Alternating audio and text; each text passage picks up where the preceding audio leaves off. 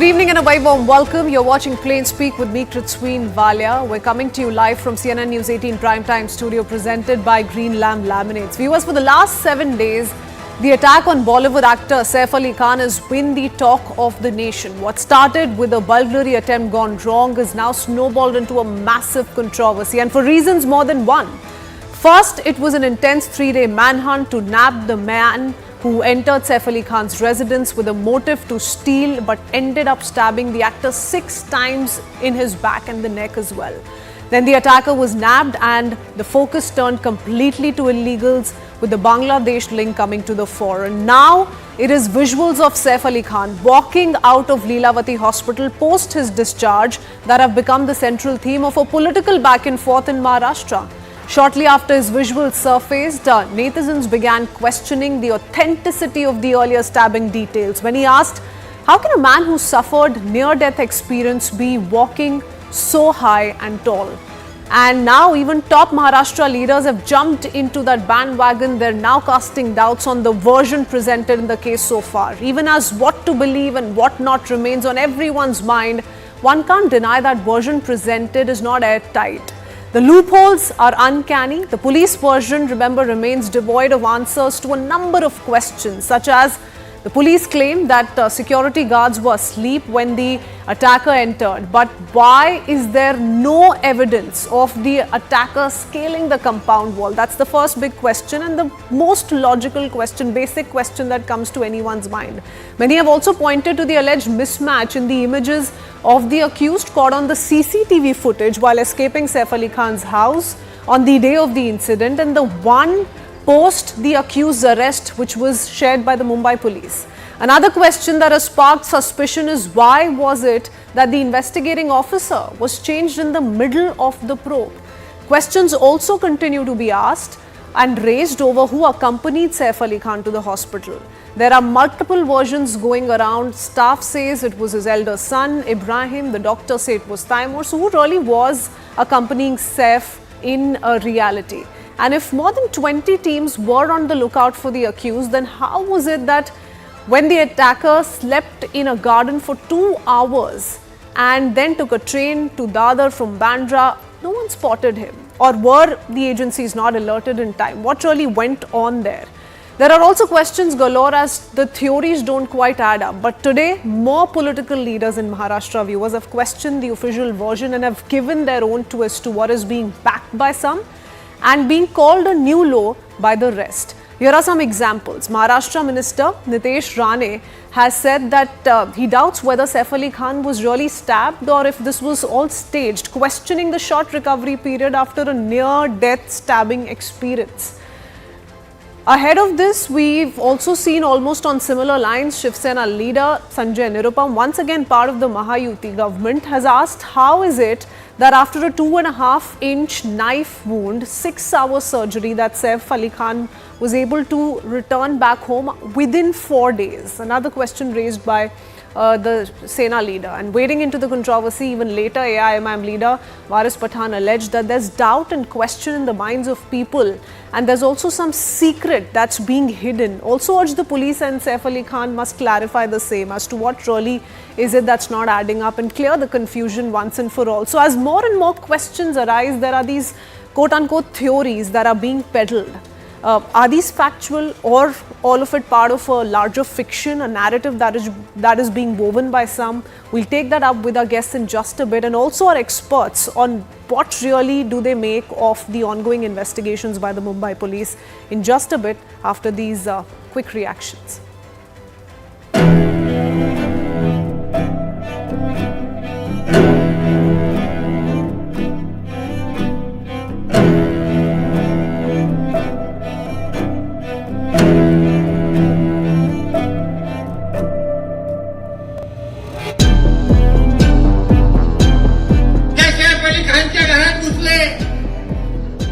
नालायक बघा किती आहेत. पहिला फक्त नाक्यावर उभा राहायचे, आता घरात घुसायला लागलेले आहेत. कदाचित त्याला घेऊन जायला आले असतील. हे घाट लेके जाओ हमारे. डॉक्टर ने बताया कि 6 घंटे तक उनका ऑपरेशन चला था. उसके बाद 4 दिन के अंदर एक व्यक्ति इतना फिट होकर के हॉस्पिटल से डिस्चार्ज होकर आ सकता है क्या? इतना अगर गहरा घाव है कमर में, एक इंसान चल के आ रहा है, फोटोज अलग दिखा रहे हैं पुलिस। तो हम तो चाहेंगे कि पुलिस सामने आए और बोले कि क्या हकीकत है, क्या हुआ था उस रात को। त्यांनी जर काही त्यांच्या मनात असेल तर डिपार्टमेंटला सांगावं. मी पण डिपार्टमेंटला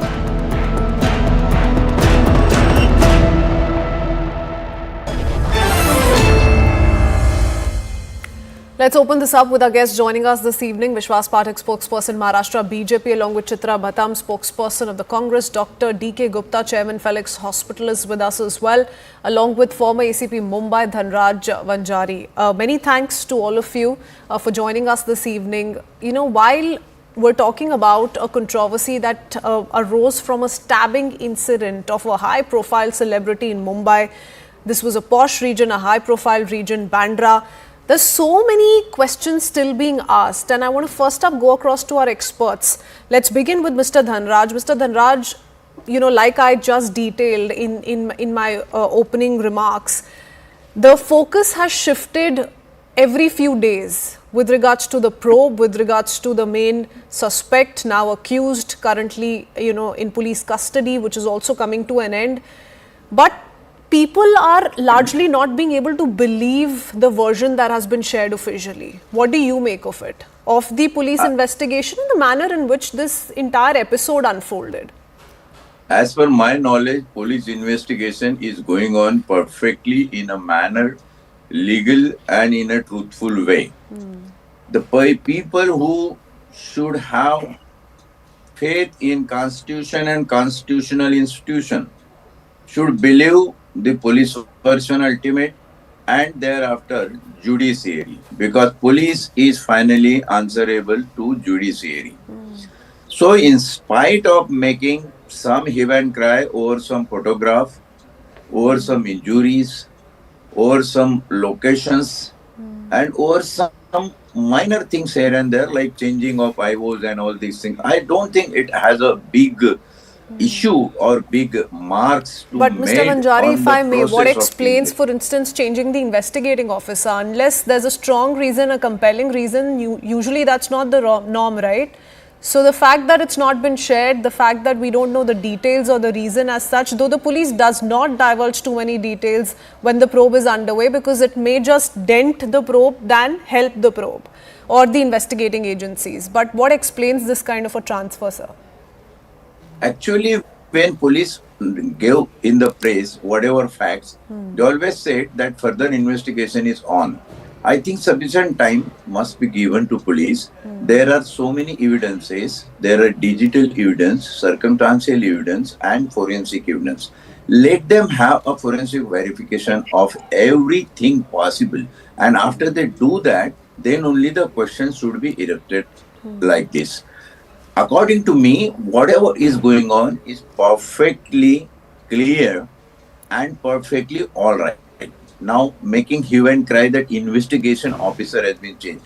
It's a routine thing. It's not a big deal. There is no fault of the previous investigating officer so that the officer was changed. It is not like that. It is just a matter of distribution of work. Let me tell you, when crime branch investigates, there is a prima facie procedure under the law, CRPC, the new BNNS, that the FIR need to be registered at local police station.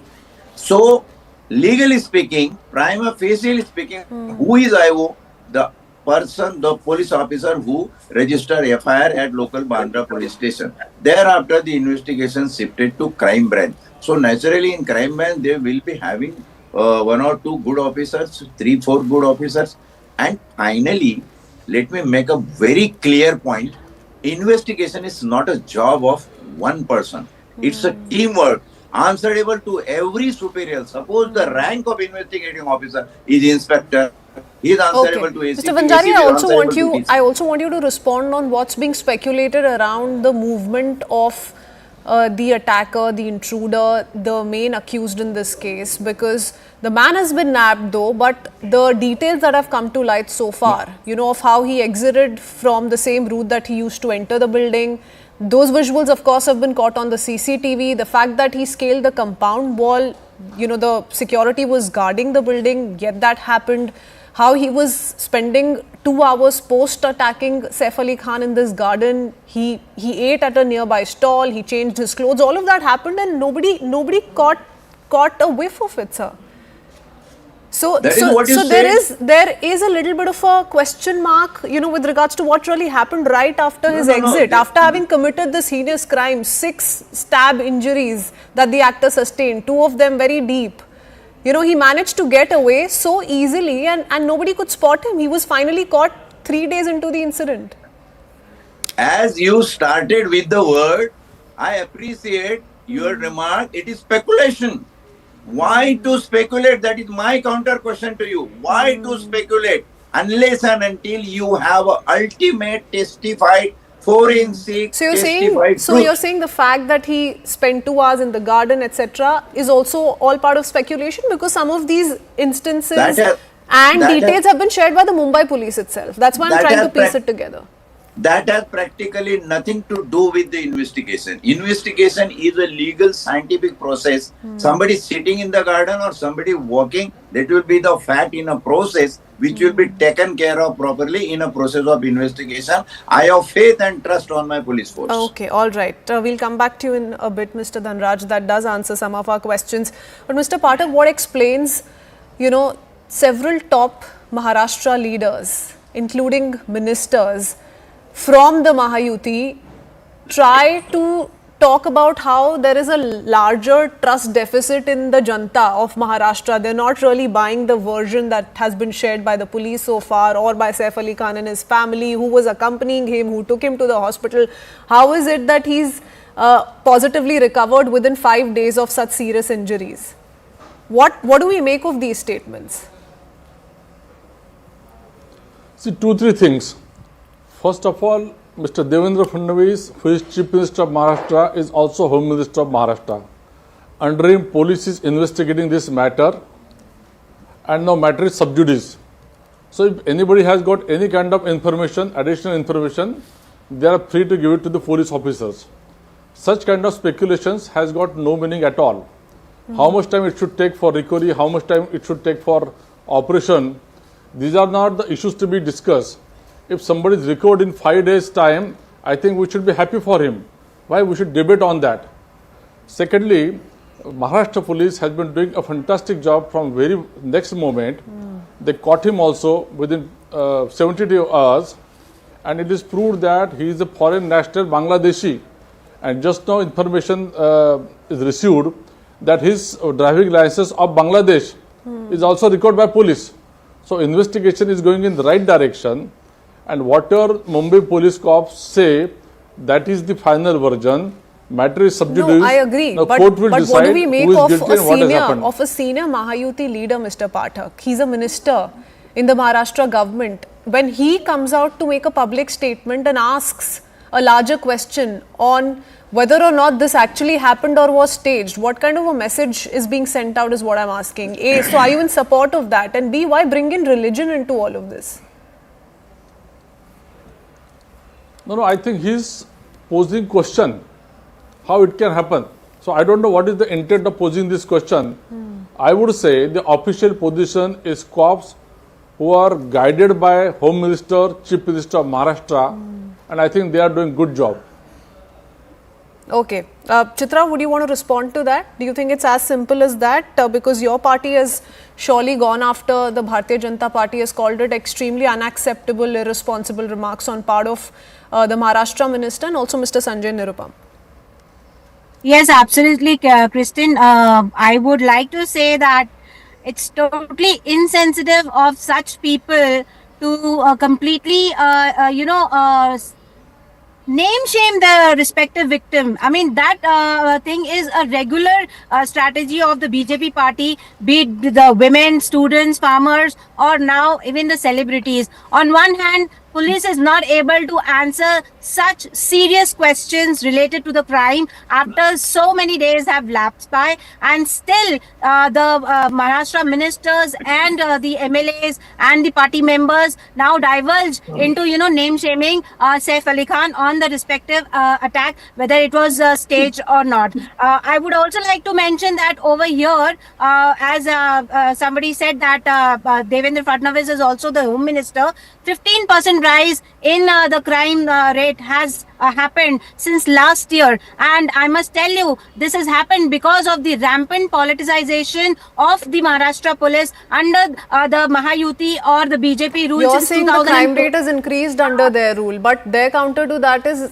it is your vote bank politics that has given rise to all of these criminals, and many in the form of illegal immigrants from Bangladesh, because if we go by statistics as well, and to just counter that, Chitra, and I'll let Mr. Pathak respond, but it's not as though your government or your alliance was not in power. This was 2.5 years ago that I'm talking about, and do remember that things from 2.5 years back to now are not very different. We're still seeing as much crime, we're still seeing a law and order situation problem, but your government did not think about constituting an SIT to probe into the entire matter, did it?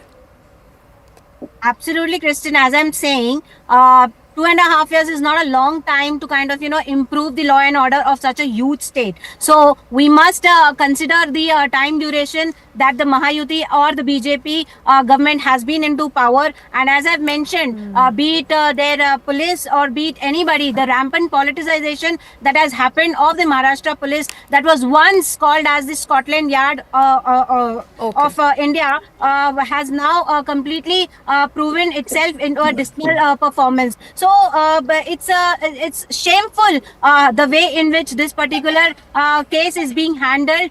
It is very it's pathetic. It is Mumbai used to be the safe home for a lot of people, and now it has completely become unsafe. Rampant chain snatchings and such events. Okay, so you're raising concerns around the larger law and order problem in Maharashtra, not just in Mumbai. I'll Yes, go it across to is. Mr. Pathak and Mr. Dhanraj, both for that. Mr. Dhanraj, in fact, wants to respond as well, but I'll go across to Dr. D.K. Gupta in the meanwhile, because he's been waiting very patiently. And to put to rest, Doctor, this entire question that is being asked as to whether or not, after having sustained the injuries that he did, six stab wounds, 2 of them were said to be quite deep, 2.5-inch deep and close to the spinal cord. Is a recovery possible, a recovery such as this, wherein you see the actor walking out, he's all fine, he's all by himself, he's feeling great, within 5 days, 4-5 days? Because that doesn't seem to go down well with too many.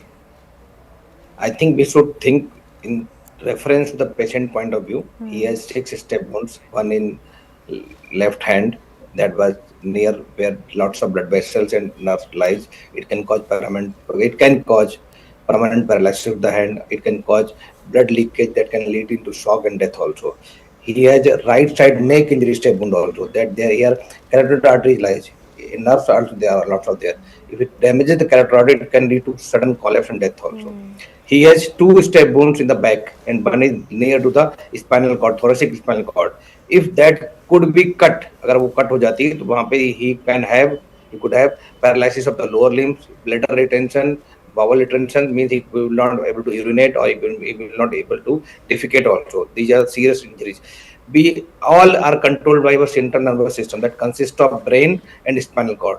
These are part of central nervous system. If that there is a cut injury and that damages the dura mater, that is a part of spinal cord, and there is a spinal cord leak. Spinal cord, the fluid that provides nutrients to the brain, from which it works actually. If there is a bigger leakage or he doesn't go on time to the hospital, went on the time to the hospital, it can lead to serious concerns also. Definitely, because of good medical infrastructure, immediate emergency treatment, immediate transfer to the hospital, he could survive also and he didn't have lots of complications. But definitely doesn't mean that he didn't have a serious or grievous injury. He has serious or grievous injury, they can lead to death also. So I think But the recovery kind of recovery that he's made, sir, the fact that Dr. Gupta, the fact that he was able to walk by himself, the fact that he looked largely fine. Do you think that's possible with given modern medicine and the kind of treatment that you're talking about? It's possible that he comes out of this within 4-5 days. Just to put this to rest, because there's so much speculation going on, and we're just trying to counter it with facts. It's definitely possible because he didn't have any type of shock, any type of serious complication, any type of blood leakage or low blood pressure or neural cut injury. There were partial damage to the durameter from where there was leakage of spinal fluid. It means he was not, if he didn't receive on time treatment, if the leakage was not closed, then it can lead to the serious injury. Definitely, because the surgeries are very fine. There was not severe cut injury was not there, and after the treatment, the removal of the knife from that spinal cord or like thoracic spine, he recovered very well because his age is good. He don't have comorbidity also. Yeah, and his immunity for recovering is also fast. So that is also justified. We have antibiotics to give, that can be given to him. Steroid have been given to him. They also help in the speeding up the recovery also. So there are medical treatment available, surgical treatment available that can provide immediate or even not immediate. So, but despite having suffered or sustained those kind of serious injuries, undergone a 6-hour surgery, he is very well capable of recovering fully, so that he can walk by himself and can be seen the way he is in these visuals after 4 to 5 days. It's absolutely normal, so that puts this to rest for sure. But Mr. Vishwas Pathak, that also answers the concerns that have been raised by certain Mahayuti leaders, that this was not staged. Anybody who suffers this kind of a serious injury is stabbed close to his spinal cord, undergoes a 6-hour surgery, is very well capable of recovering, also perhaps owing to his physical fitness. See, it's a very common sense that recovery depends upon age of the patient, physical health of the patient, seriousness of the injury, response time, the way he got his medical treatment, so many things. I think it should not be an issue for discussion. If somebody is recovered in 5 days' time, nobody should have objection for that. And if they want to no, but the problem here is in anybody raising an objection to that, Mr. Pathak, in anyone from any political party raising an objection to that, it's being seen as an attempt to distract and divert, because a serious investigation is underway. When you raise these kind of concerns and bring in a religious angle, it sends a wrong impression, sir, and that's what's happened.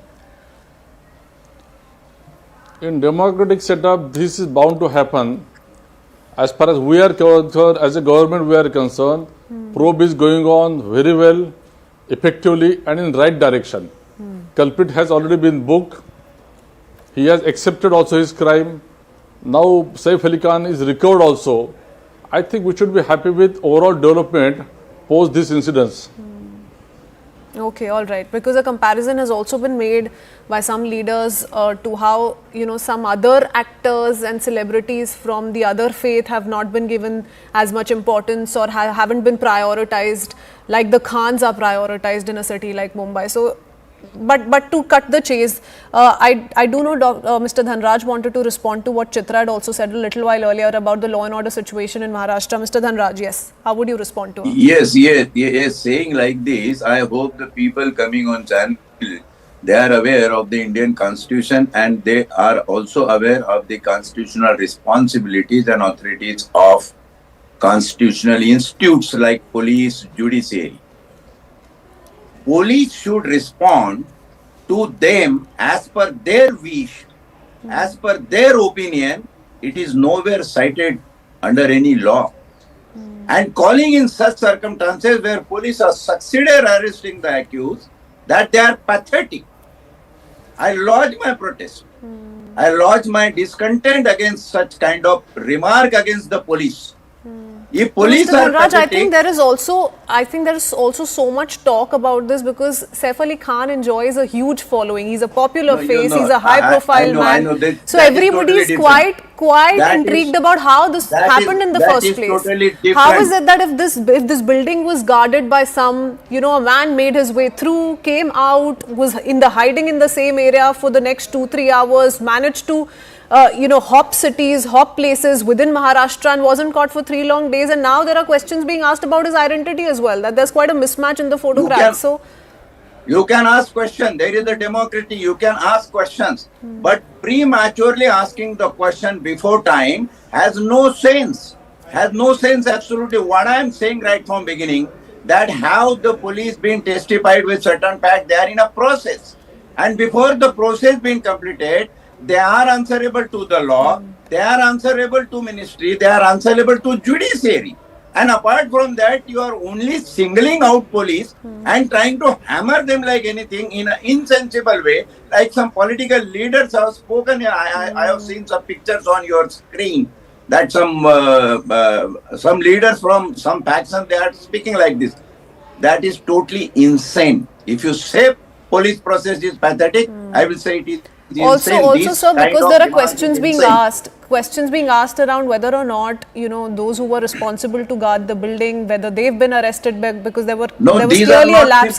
So are you telling us that there is a possibility that some probe has been initiated against them, but it is not incumbent on the police to give out those details? No, it is. Tell me the law where it is compulsory on the police to give the That's details. what I'm asking you, sir. That's what I'm asking you. Beforehand, I am very clear. Let me speak. Don't interrupt when I say important word. Where is the compulsion under the law to give clarification beforehand? Nowhere. Okay, I think we're also losing out on your line, sir. But yeah, I do get your point. So you're making it very clear that it's not incumbent on the police. They're not going to be divulging some of those details. Those questions need not be asked before we're in the final stages of the ongoing investigation. Unfortunate to see, though, the kind of political reactions that are coming in, not to take away from the intensity of the probe. So we're tracking that very closely here on CNN News 18. That's all the time we have, gentlemen. Thank you so much for joining us. Thanking Chitra as well. We head into a very short break with that. On the other side, we shift our attention to the mysterious death of 17 people that has put the Union Territory of Jammu and Kashmir on its toes. We'll decode that mystery in just a bit. We'll be right back.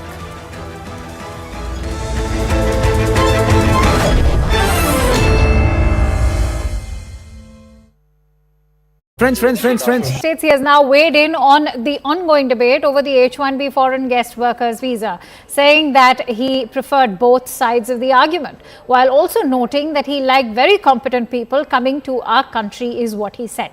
He signed an executive order that targets multiple immigration laws, including the long-standing principle of birthright citizenship. Now, this move has sparked intense debate and is expected to face legal challenges. At the heart of the controversy is the 14th Amendment of the US Constitution, which grants citizenship to all individuals born in the United States. However, Trump's executive order seeks to reinterpret this amendment. It asserts that children born to undocumented parents are not entitled to automatic citizenship. Meanwhile, 22 Democratic ruled states on Tuesday have taken legal action against the executive order aimed to end a century-old immigration practice. Listen in to what the US president has to say. I like both sides of the argument, but I also like very competent people coming into our country, even if that involves them training and helping other people that may not have the qualifications they do. But I don't want to stop. And I'm not just talking about engineers. I'm talking about people at all levels. We want competent people coming into our country. And HB1, I know the program very well. I use the program. Maitre d's, wine, experts, even waiters, high quality waiters. That it's another important question where it's hard to give you an answer because of the uncertainty of what Trump is going to do on any given point. There's no doubt when we consider the problem of illegal immigration that the problem is severe and needs to be fixed. And Trump's position on that is very popular. What people don't talk about enough is the legal immigration system, which is hopelessly gridlocked. It's very politically difficult to change. My own view is that we should welcome additional immigrants. It's a source of strength for the United States. The visa program is a way to bring people in. They may decide to return to their home country. They may decide to apply for citizenship in the United States. But I think it's a very positive program for the United States. And at some point, we need to find the political will to allow more legal immigration. It's a question of I think the long-range future for the country. It's just important for any sovereign state to say we're going to do it in an orderly fashion, and we're certainly not doing that now. All right, Siddharth Mishra joins me live on the broadcast. Siddharth, I think at the heart of this entire move is also one moot question. Is Donald Trump now equating illegal immigrants in the United States with the legal ones? And what is this going to mean for H-1B visa holders, especially the ones from India? Well, that's absolutely right, Akanksha. In fact, there are many aspects to this entire immigration, U.S. immigration policy. In fact, in the run-up to the polls, Akanksha, if you remember, Trump has always spoken about the illegal immigration to U.S. In fact, he has also been against his supporters largely. His voter base is perhaps their demand has always been that there should be a strict policy should be put in place so that the outsiders should not take away the jobs here in United States. So that's what his supporters, his traditional supporters, those who have been voting for him since 2017, then in 2020. But it's a very tight situation for Trump, Akanksha, because it's not like signing an executive order or maybe making a statement that 18,000 Indians will be deported to India, because it's more this issue is more sensitive, and there is a constant pressure from the tech lobby, the business lobby on Donald Trump. So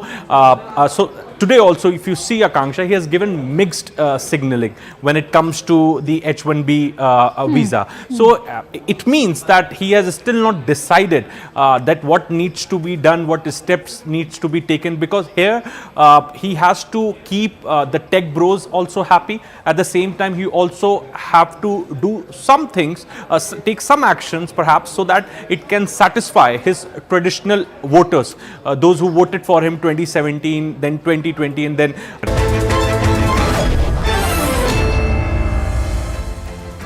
Welcome back. In Jammu and Kashmir, deaths from a yet unidentified cause continue to mount in Rajouri. The death toll has now reached 17. Significantly, the deaths have been from 3 families, all of whom are related, and the authorities are yet to ascertain the cause behind these mysterious deaths. As fear grips the residents of Jammu, the authorities are leaving no stone unturned to uncover the truth. Of the 17 dead, 12 are minors, and all the deaths have been reported in Badal village in Jammu's Rajouri. All the victims showed same symptoms similar to food poisoning, sore throat, breathing problems being the common symptoms. However, it led to consciousness soon. Authorities also suspect that food and water may be the cause behind, but local authorities have yet to establish a direct link between water and the deaths. Authorities have also swung into action mode and have undertaken a number of measures. Let's take you through some of those. The centre's formed an inter-ministerial team, and experts from the Chemicals and Fertilizers Ministry have also been included in this team. Experts suspect that the deaths are linked to pesticide contamination in a nearby Bauli or the water reservoir, and the link is now being investigated. In a bid to prevent any spread of infection, the Union Territory Administration has ordered containment zones in the area.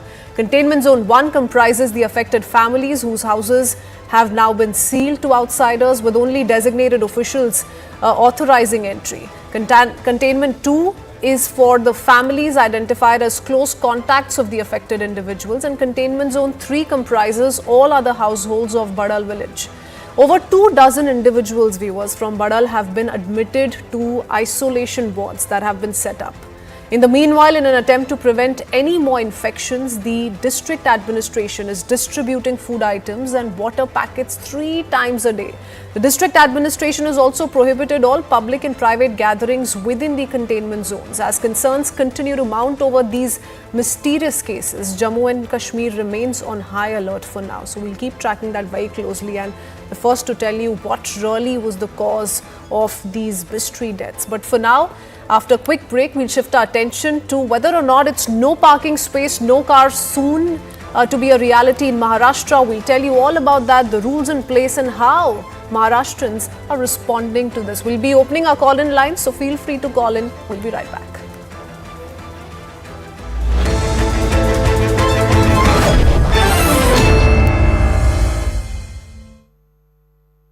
It go. rules stand. States he has now weighed in on the ongoing debate over the H-1B foreign guest workers visa, saying that he preferred both sides of the argument, while also noting that he liked very competent people coming to our country, is what he said. He signed an executive order that targets multiple immigration laws, including the long-standing principle of birthright citizenship.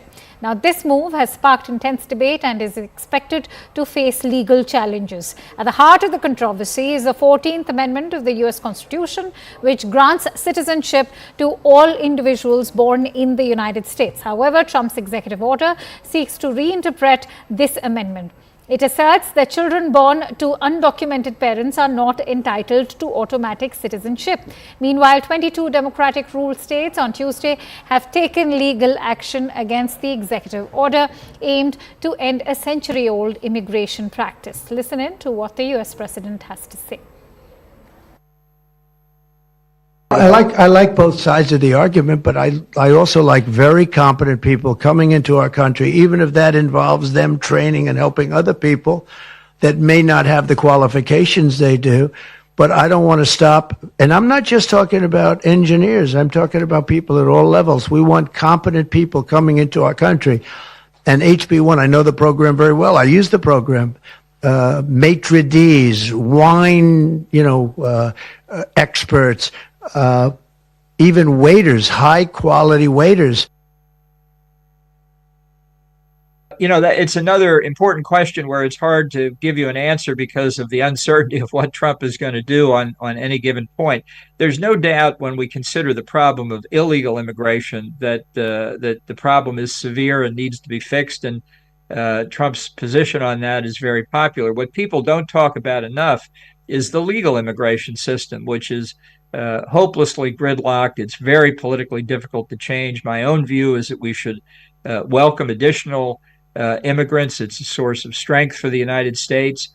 The visa program is a way to bring people in. They may decide to return to their home country. They may decide to apply for citizenship in the United States. But I think it's a very positive program for the United States. And at some point, we need to find the political will to allow more legal immigration. It's a question of, I think, the long-range future for the country. It's just important for any sovereign state to say we're going to do it in an orderly fashion, and we're certainly not doing that now. All right, Siddharth Mishra joins me live on the broadcast. Siddharth, I think at the heart of this entire move is also one moot question. Is Donald Trump now equating illegal immigrants in the United States with the legal ones? And what is this going to mean for H-1B visa holders, especially the ones from India? Well, that's absolutely right, Akanksha. In fact, there are many aspects to this entire immigration, U.S. immigration policy. In fact, in the run-up to the polls, Akanksha, if you remember, Trump has always spoken about the illegal immigration to U.S. In fact, he has also been against his supporters largely. His voter base is perhaps.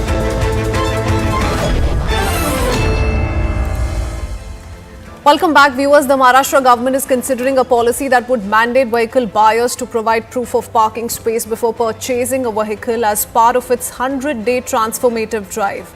The government says that the proposal is aimed at addressing the mounting problem of vehicular congestion in urban areas and densely populated cities and will apply to new vehicle registrations only. The netizens, however, remain divided over the policy. Is it absurd or a viable solution to the congested roads in your cities? Only time will tell. But before that, let's understand the rationale behind this thought. Here's why the government is planning to change some of these rules. Number one, the biggest concern, unprecedented rise in vehicles given a population rise in these metropolitan cities mostly. Second is parking issue and road congestion, which is a subsequent fallout of rise in people and vehicles. Number third concern being this is being done to ensure smoother vehicular movement. Further, it's also going to tackle parking indiscipline in urban areas, especially in residential localities, and will also limit private vehicles and promote public transport, which is being spoken of each and every state government and at the central level as well. To understand whether the policy will work, let's understand how cities are managing traffic congestion across the globe and some of the ideas that have been implemented. There's a congestion charge for entering central London that is aimed at reducing traffic volume. There are high parking fee in central areas to encourage use of public transport, and the move also helps lower air pollution and greenhouse gas emissions. In New York, for instance, resident parking permit system limits parking in certain areas, reducing congestion in high-density zones. In China, Shanghai, license plate auction system makes car ownership expensive and buyers are required to win a license plate in a lottery or bid in an auction. There's also a vehicle quota system that limits the number of cars on the road in Singapore, and new vehicles require a certificate of entitlement that is valid for 10 years. High parking fee and time-limited spaces discourage long-term parking in Zurich as well. Parking management system uses a color-coded zoning system and encourages use of public transport and parking garages. In Tokyo, for instance, once again a heavily populated city, new vehicles require proof of a parking space for registration, something that is similar to the proposal by the Maharashtra government, which is still in the pipeline. The move is aimed at reducing street parking and managing congestion in populated areas. But is it absurd or a viable solution? Call us, share your thoughts with us and tell us what you think about this move in the making. We'll be taking this up with our experts in just a bit, and we're opening our call-in lines as well. But here are the reactions we've picked up so far.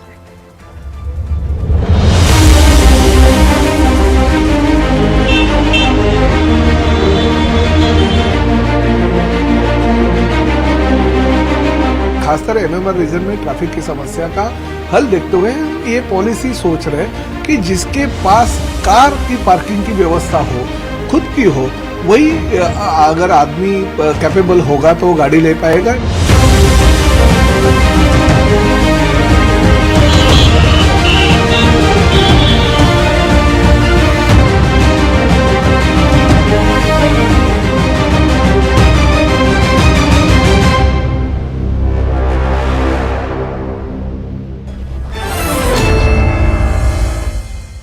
Let's quickly open this up with Daniel Francis, political brand strategist and communication advisor.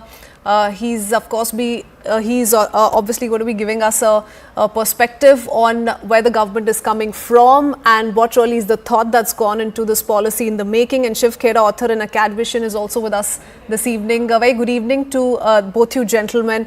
Can I first begin with Mr. Francis? Mr. Francis, we've been, putting out all those excerpts of the conversation with the minister who's broken down all of those details. He's spoken of the thought behind it. But how positive are you about this policy becoming a reality and being accepted by one and all in Maharashtra? Well, radical problems need radical solutions. There's a problem in a city like Mumbai. There are other cities in Maharashtra like Pune, Nagpur. They are over-congested, difficult to navigate. And there is a problem of traffic management, road management, fire management. And all those things have to be looked at in a radical manner. The policy that the Maharashtra government is mulling, and I'm told, is to ease that kind of congestion and make roads safer and also decongest them. Second thing is the kind of, we absolutely do not have any policy for, decongesting our cities. Most of our cities are cities that are dying.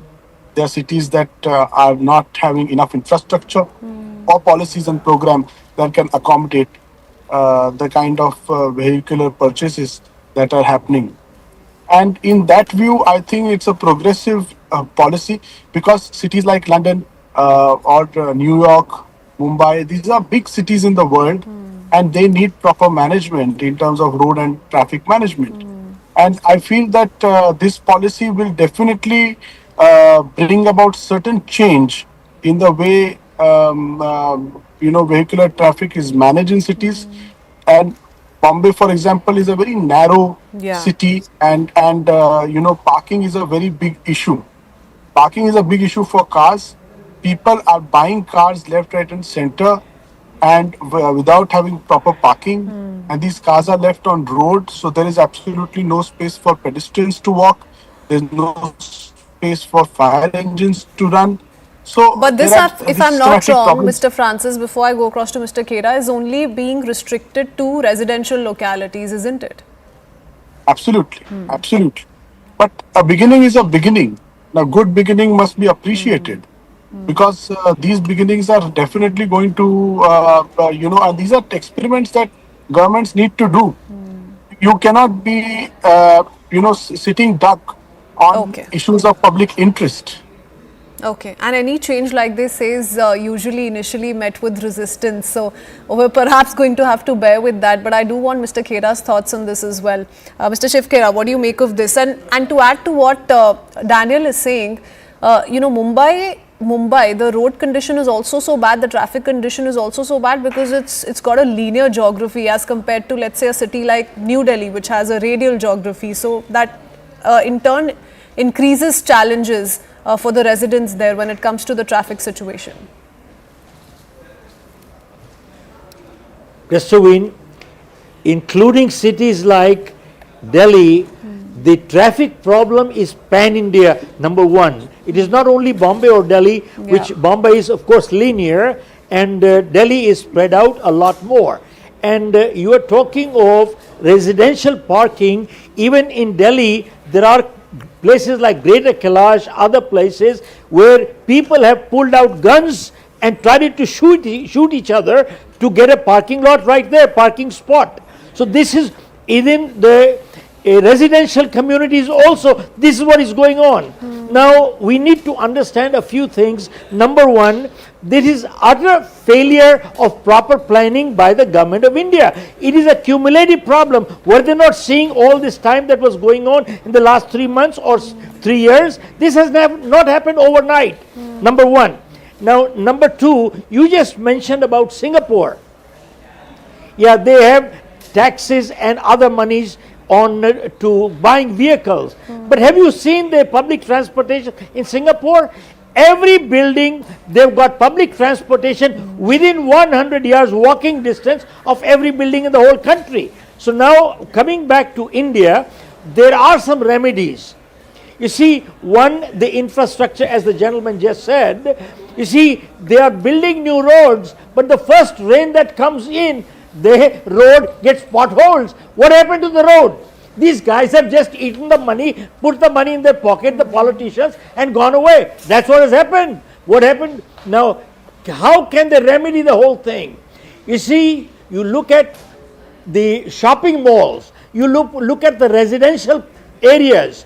You know something, every residential area and shopping area, there are properties, plots, shops, they're out for sale.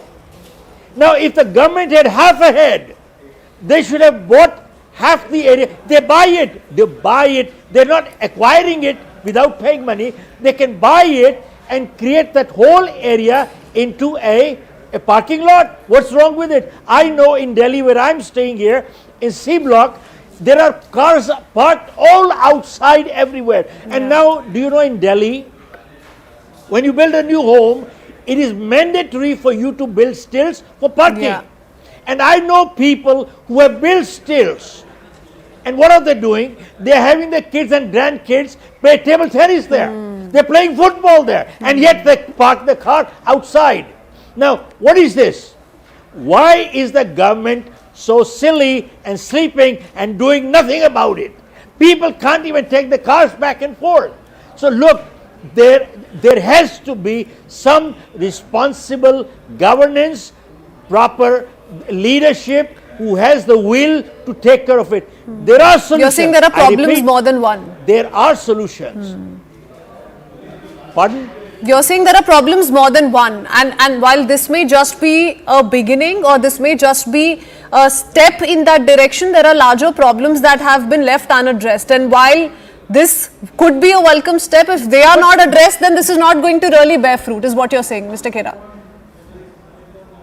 But Christowin, you can't spill over milk till what happened earlier. It happened now, we cannot undo it. But bottom line, what do we do now? Important thing is, every locality every shopping center, everywhere there are people who are doing well and there are people who are hurting and they are not doing well and they are putting up their own properties for sale.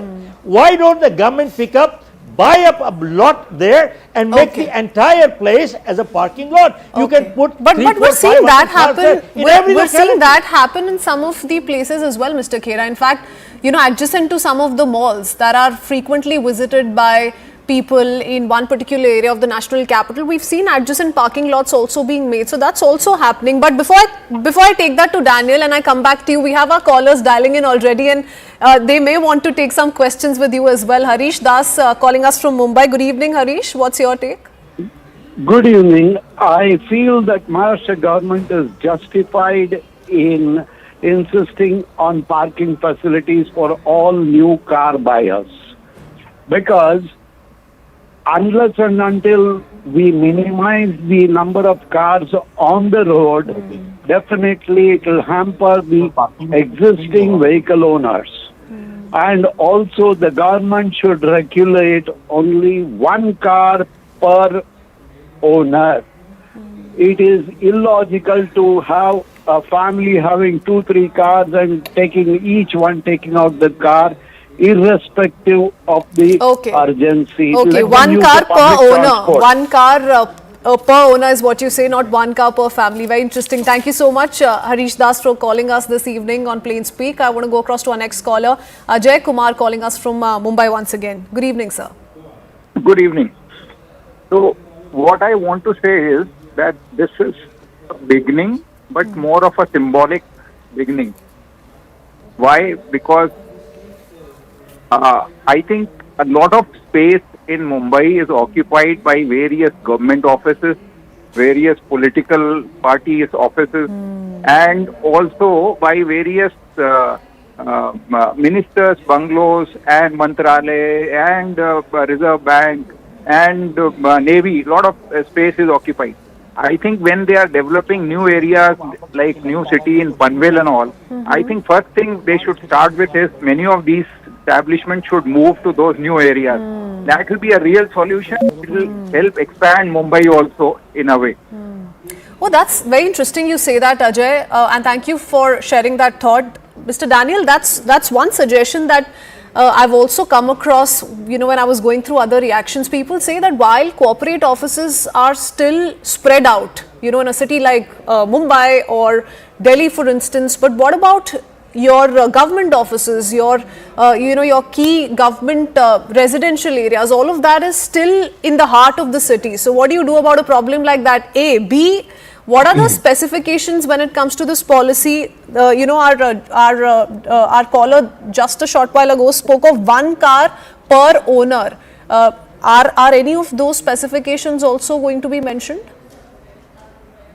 No, I think the process of this policy making is that the government is going to launch a public consultation in which public opinion will be taken in account before a formal policy is launched. Because without taking the voices of the citizens and the public on board, a policy like this will not work. A policy that is only made by bureaucrats and approved by the government. It will need a larger consultation. Every city, every area has its own dynamics. And to protect the interest of local citizens as well as those need these open spaces, yes, there has to be a very good balance. We have to consider what Mr. Khera said just a short while ago. This will also mean that ensuring better public transport in all of these cities, it can't just stop with these kind of rules being made mandatory for one and all. Obviously, Mr. Khera's point. And how do you apply to all cities? Delhi, Bombay, perhaps you will be able to closely monitor it. But if it gets applied to Pan Maharashtra, all of Maharashtra, yes. Anything new that comes in India as a public policy is always looked at as this will not work. Okay, this will not work. I understand that attitude that we have, but we need to give a chance to such policies and see if they work. Of course, if they don't work, they'll be scrapped. There's no question about it. There's no public transport to support that kind of this. But for example, a person with 2 members, 3 members in families, having 4 cars, 5 cars, free cars. Now, that is a real problem. Yes. Because people have money, people are buying cars. Because they are having cars, they are taking the cars everywhere. Oh yes, absolutely. And since I'm out of time, I want to give the last word to Mr. Shiv Khera as well to respond to you. 30 seconds to you, so I quickly need to wrap up, because if we don't come out with any solution, then this problem is going nowhere, and we're going to see, you know, these kind of jam-packed streets across the country. Christine, you mentioned about Switzerland. Do you know in Switzerland, the president of Switzerland and prime minister, they travel in public transportation. They use public transportation there. So when you make comparisons, let us make a fair comparison. Here, each VIP so-called, they have 25 vehicles and 25 big acres of land and so on. But most important thing is, the solution to this is when they say you must have a parking place, one family, one car. But tell me, they're joint families, there are 6 families or 5 families living in one home. Yeah. One person gets one car. What the other balance of the other people? How will they? Public transportation is missing. Do you need horses back? You want to get back to the days when we are riding horses on the street? No, they have to come back and create space for parking. Yes, you create an entire ecosystem. Do you know but Mr. Khera, that's exactly what Daniel is also saying, that all of that needs to still be chalked out. This is in the very initial stages. We're going to hold detailed consultations with all stakeholders, take public view as well. They need to do it now. Yes, now is the time. They waited too long and wasted too much time. Okay, too little too late is what you're saying. But okay, this is, we're moving forward, we're taking this somewhere. How positive the implementation is going to be, if at all, remains to be seen, and we're going to have to watch out for that one. Thank you so much, both of you, for joining us. Thanking all our viewers this evening as well. That's all the time we had in this edition of Plain Speak. Thanks for watching. Up next, after a very quick break, Anand Narsimhan on The Right Stand.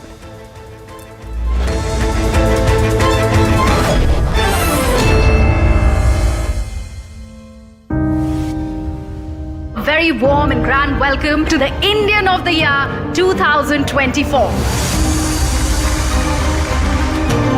Indian of the Year fan favorite is Shraddha Kapoor. To get this from fans, to be called a fan favorite, I don't know what more kind of a validation any actor can get. Dreams come true and dreams become reality when you're not thinking for yourself but thinking about what you can do for society. About to punch me. I always believe the future is storytellers, not from the actors. An actor, always the person who takes it to the audience. Such an honor to receive this award from you. My parents have always said कि बेटा यार तू 10 में से 7 होगा चलेगा, but as an इंसान 10 में से 10 होने की कोशिश करना.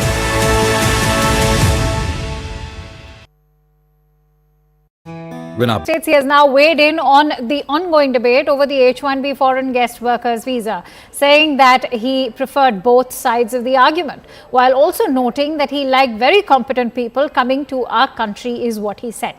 He signed an executive order that targets multiple immigration laws, including the long-standing principle of birthright citizenship. Now, this move has sparked intense debate and is expected to face legal challenges. At the heart of the controversy is the 14th Amendment of the US Constitution, which grants citizenship to all individuals born in the United States. However, Trump's executive order seeks to reinterpret this amendment.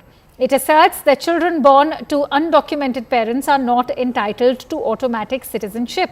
Meanwhile, 22 Democratic-ruled states on Tuesday have taken legal action against the executive order aimed to end a century-old immigration practice. Listen in to what the US president has to say. I like both sides of the argument, but I also like very competent people coming into our country, even if that involves them training and helping other people that may not have the qualifications they do. But I don't want to stop. And I'm not just talking about engineers. I'm talking about people at all levels. We want competent people coming into our country. And HB1, I know the program very well. I use the program. Maitre d's, wine, experts, even waiters, high quality waiters. it's another important question where it's hard to give you an answer because of the uncertainty of what Trump is going to do on any given point. There's no doubt when we consider the problem of illegal immigration that the problem is severe and needs to be fixed, and Trump's position on that is very popular. What people don't talk about enough is the legal immigration system, which is hopelessly gridlocked. It's very politically difficult to change. My own view is that we should welcome additional immigrants. It's a source of strength for the United States.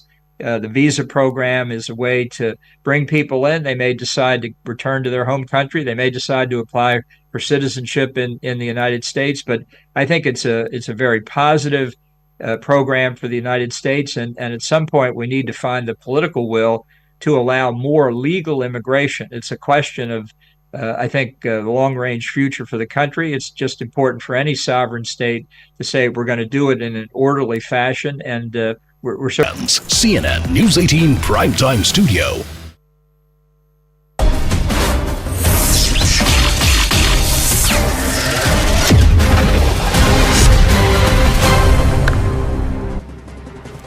Namaste, Jai Hind, Jai Bharat. You're watching The Right Stand. I'm Anand Narsimhan, and we are coming to you live from the CNN News 18 Primetime Studio presented by Green Lamb Laminates.